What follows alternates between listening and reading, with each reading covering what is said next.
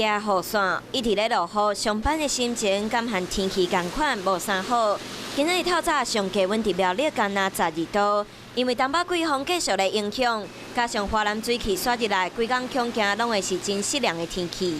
我们预估各地在今明2天的早晚的低温呢，还是会下降来到14到16度左右。北部以及东半部地区都是有些局部的短暂降雨，那中部地区的云量比较多一些。那甚至呢，北部的这个沿海这一带呢，还是要稍微就是留意雨量的状况。看起来唔爱走雨伞，嘛会记得走外头来看刷落来天气的变化。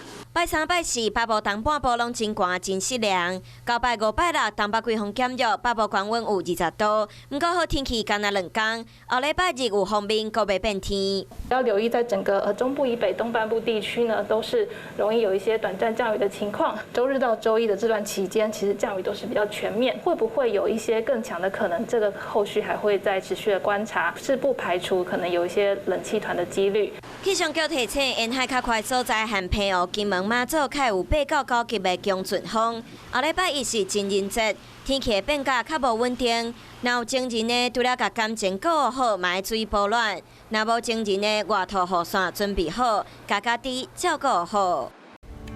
我是陈雅玲，想要跟我一起从零掌握天下事吗？赶紧按下华视新闻 YouTube 频道的订阅按钮，开启小铃铛，跟我一起探讨公共议题，给您最专业的华视新闻。